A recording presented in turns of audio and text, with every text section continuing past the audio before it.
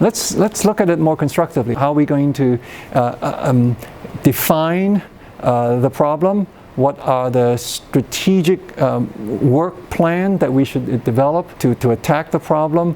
What are some roadmaps we should be looking for? What are the resources we need?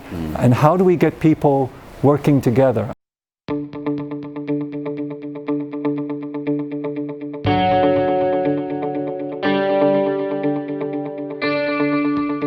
Welcome back, everybody. Rich Bigger, Shanghai-based social entrepreneur, here with my good friend Edwin Keh, who is with Hong Kong Rita, and we just had a tour of the mills, and he also broke down basically his personal trajectory, how he got involved with the issues of sustainability, where he's at now, why he's optimistic, but also being very realistic about the challenge we face.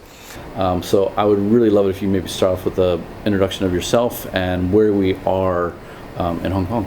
Okay, so hi, I'm Edwin, and we are at the Mills project, which is a project that officially opened up December 2018, so it's relatively new.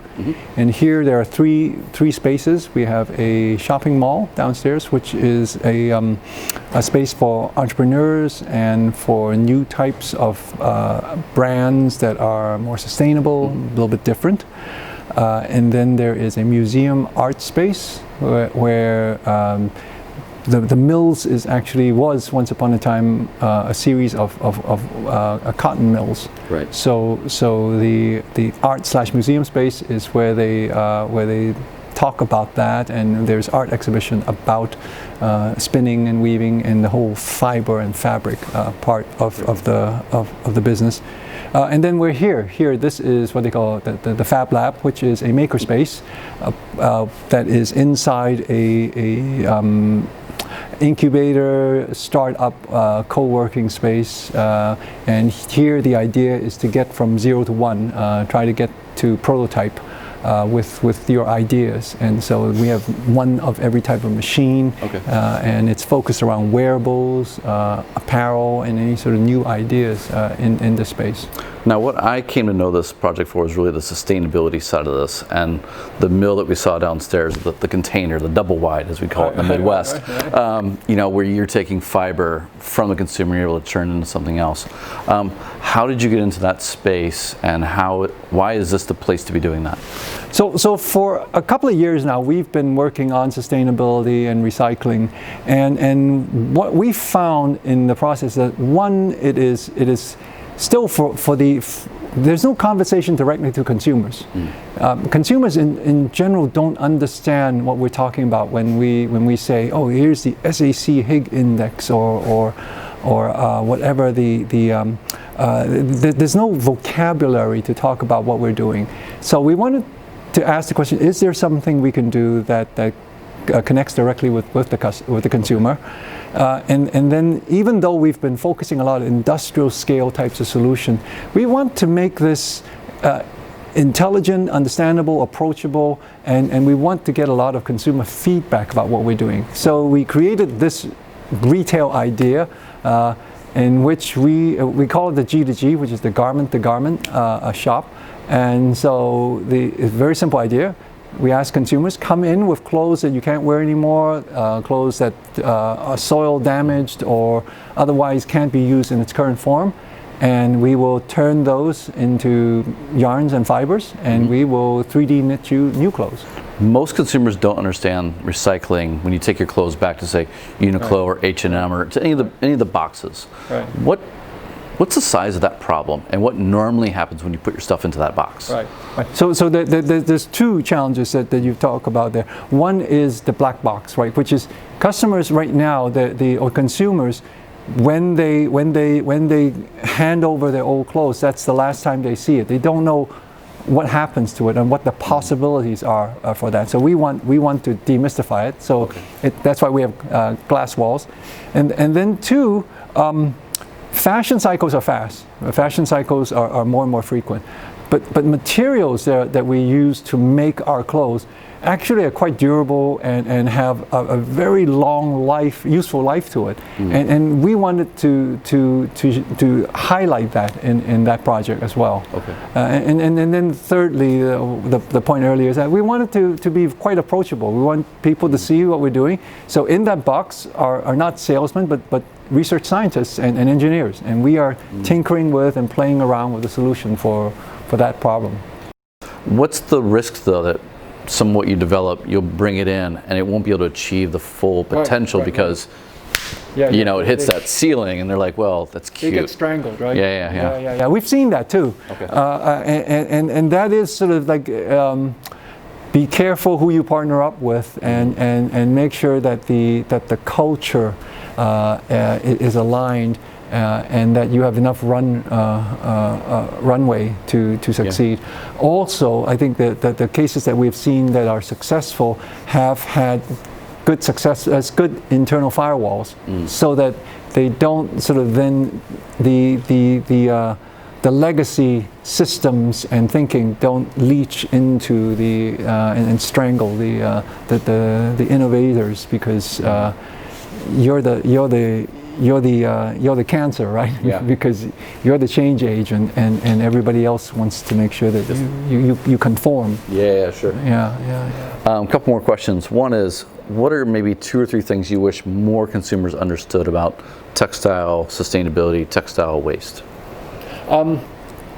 We're probably the first generation to look at apparel as disposable.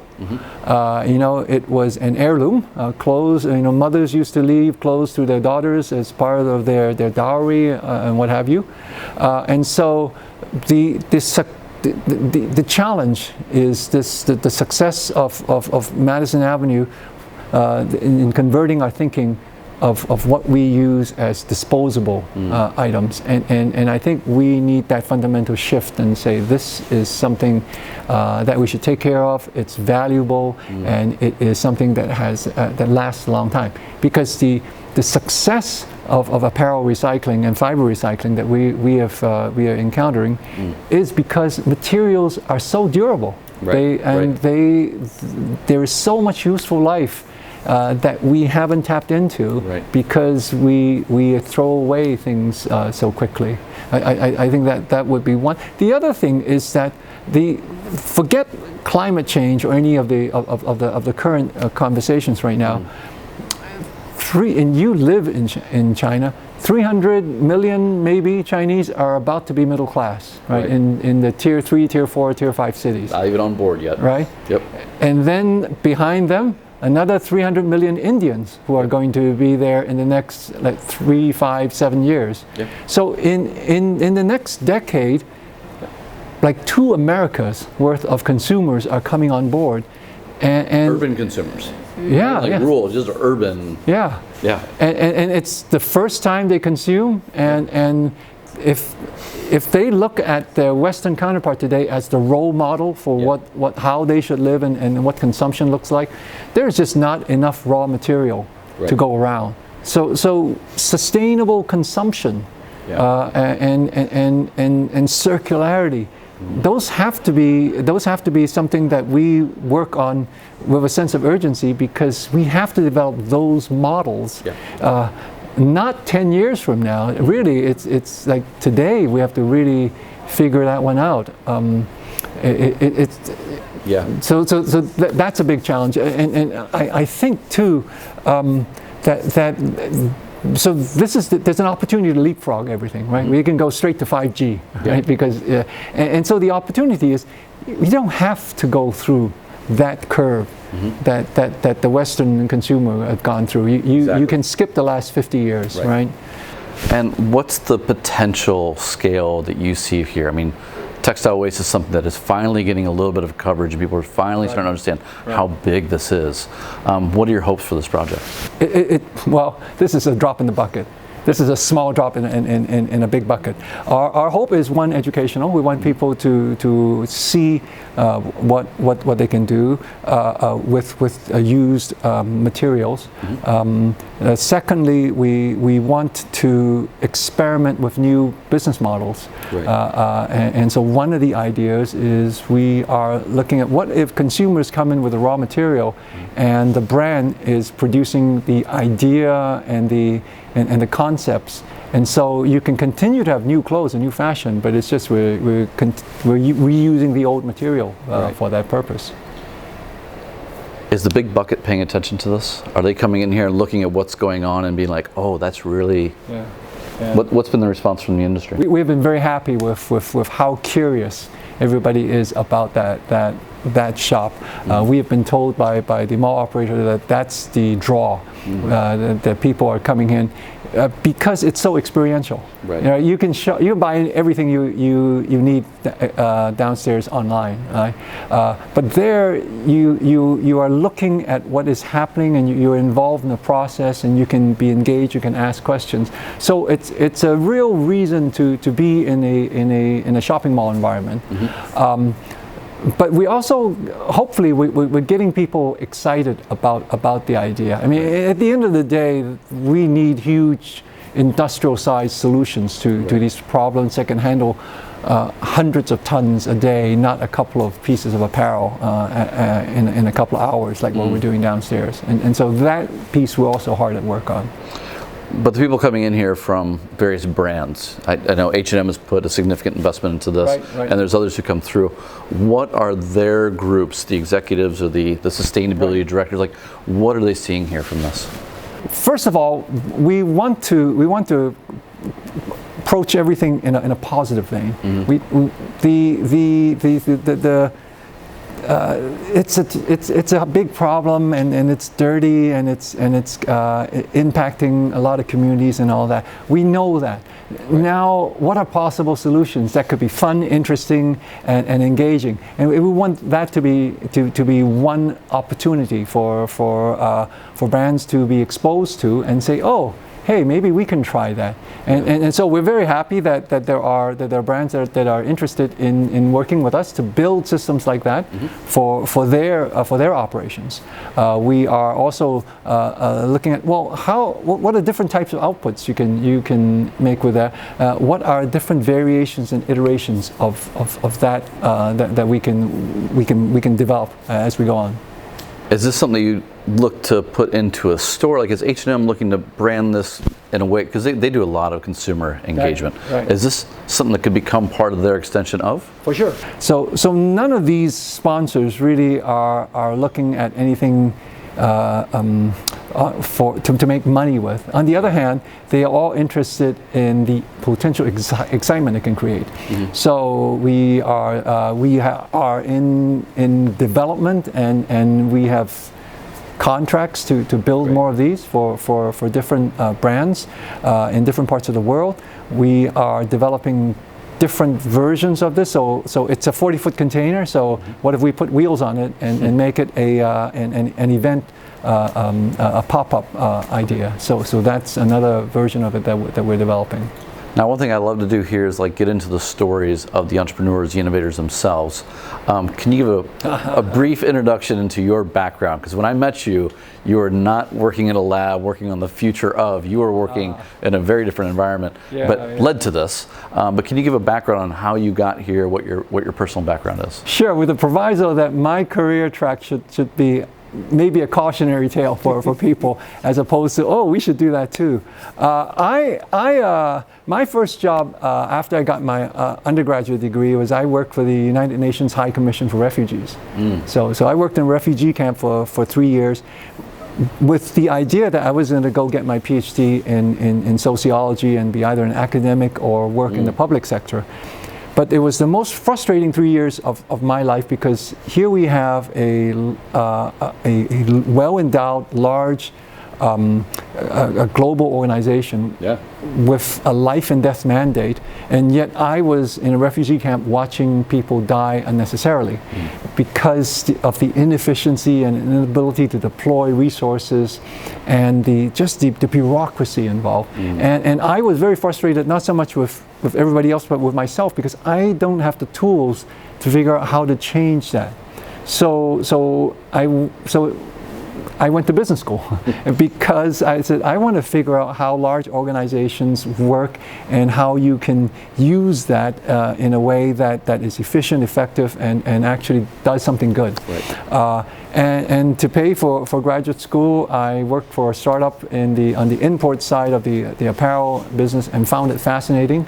So after a couple of years in the US, I moved back to Hong Kong and was on the export side. So I ran a lot of buying offices and the like. So I did the startup for Abercrombie and Fitch in the late 80s. I worked for like Donna Karan at the DKNY brand, helped them with the IPO, and worked in the footwear side of things for a while. And then what you were referring to was then through a circuitous route, I became Chief Operating Officer of the global supply chain for Walmart, the big kahuna, if you will. And at a very important time, I think, in Walmart's history, in a sense, right? Yes. I was there on false pretenses. I was there because they were trying to develop the strategy for their sustainability story.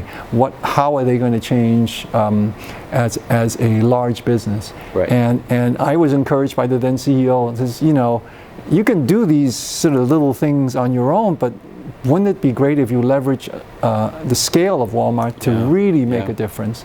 And so I was there for a couple of years to work on the sustainability strategy for Walmart Inc. And a lot of what you see today that Walmart is rolling out is what based on some of the work that we did back then. So I was very happy to do that. What was it like taking the biggest supply chain in the world and trying to fit sustainability in at a time when it was an idea? One thing I credit Walmart for during that period is that it was very aspirational. It started out with, here's what we would like to do. We want to be 100% renewable energy. We want to create no waste, and we want to sell things that are good for the environment. That's how the then CEO articulated his vision to me. And then his next line was, well, we don't know how to do it. This is where you come in. Right. So you know how every CEO sort of in their annual meeting with analysts sort of then preface everything with certain statements are forward-looking statements. Right. So they really didn't, but they said, this is what we would like to be. And now let's figure out how long it takes or what it takes for us to get there. Okay. And so it wasn't practical. It may not be possible, but let's shoot the moon. And so it was for me fun times because it was a great problem to work on. Making you think a little bit. A lot of people think, there's two ways of really cutting this path that we look at. One is on your own, and one is within a machine, right? And it can be any. It doesn't matter. It's like what tool, what medium do you want to get through. If you were to think about the big supply chains, the ability to impact there. You're working with the big supply chains again, but as an external.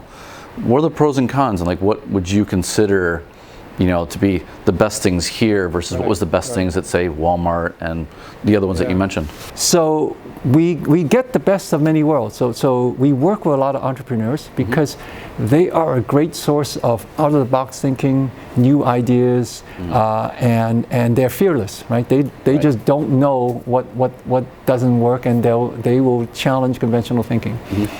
And we love that, but we know that look, 8 out of 10 of these guys may not survive.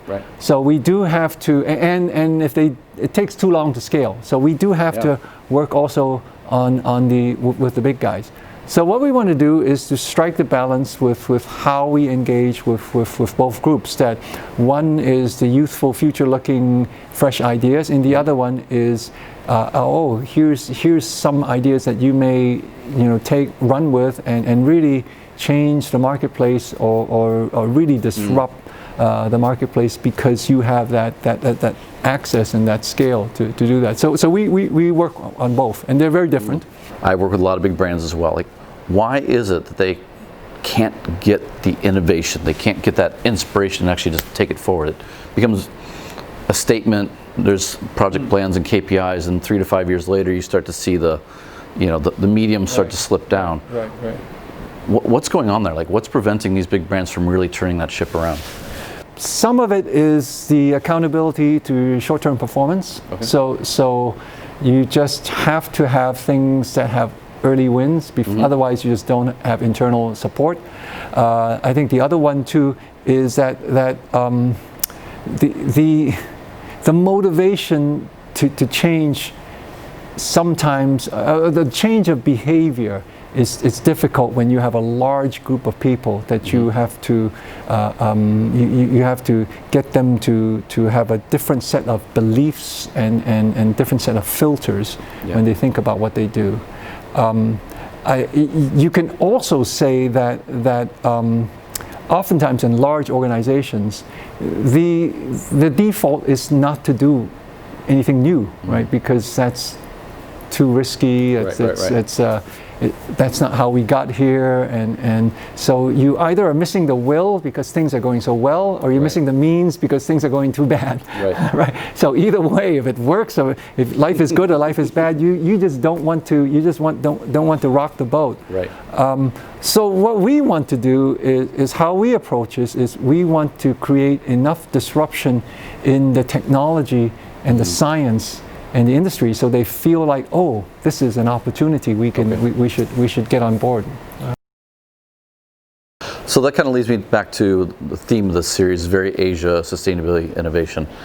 You know, we're going to urbanize 2 billion more Asians in the next 15 years, and that's going to be just how we're going to feed, clothe, keep the lights on. That's a huge challenge that most Western executives that I meet with, they don't even understand. They've got no concept. What do you see here in the region, in the city, that really gives you hope? I am hopeful. I am positive because I do see progressive local government officials who we work with a lot, who understand what is happening at the community level. How do we keep streets clean and trash collected, and enough clean water and clean air for these growing communities. So I do see on a practical level there are micro innovations that happen every day.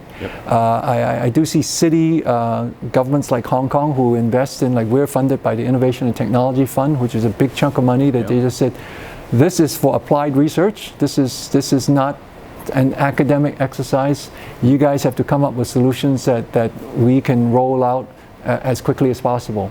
So I am hopeful. Whereas I agree with you that I think a lot of the solutions probably will come out for this part of the world.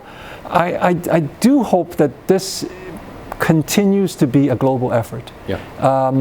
And the reason being is that I think the world is a better place and a safer place and a more stable place if we have a lot more multilateral types of relationships and agreements, and if people from different perspectives can work together. This barrier, this extreme that we see today, I think it's so destabilizing, and you see the effects of that already. Wouldn't it be great if we change the conversation around and work on one existential problem that impacts everybody, and everybody wins, and everybody can take pride in the fact that they were part of the solution. All right, last question. Speaking to kind of the younger, maybe fresh college grads coming out of Wharton, whatever it may be, what's some advice you would give them? Like, they see the existential threat. It's very emotional. They're very hyped up, but they have no idea what to do. They don't know what their tools are. What are a few pieces of advice you'd give them? Well, one, I would look at it as rationally as possible, because I think that the world is too many angry young people already. I mean, I understand, acknowledge the reason for their frustration and their anger. But that's not going to be constructive. So let's look at it more constructively. How are we going to define the problem? What are the strategic work plan that we should develop to attack the problem? What are some roadmaps we should be looking for? What are the resources we need? And how do we get people working together? And it is a multidiscipline problem. So what we need to do is to create these platforms for people who are thinking about the same problem to work together. And so create a platform and open lab for everybody to jump on board, and I think everybody will contribute to the solution. So don't work in isolation. Work with different people who have from different disciplines. And I think you can either be hopeful, optimistic, and say what a great opportunity, because there are so many things that we can impact and change. Or you can be really sad and upset, right? Right. And so, yeah, I mean, hey, let's make this something that we can build a great career, and we can be useful in. Going to useful, get a real job, go work for an NGO, do something scientific, be more marketing like. The cool thing about the university experience for a lot of young people is that it's the last space where you're in a very supportive environment in which everybody wants you to succeed. And you can experiment with anything. And so take advantage of that. Use that and really sort of build up who you are and sculpt who you are, and then whatever aspirational goals that you have, figure out what tools you need so that you can be armed and dangerous. Thank you very much. Thank you.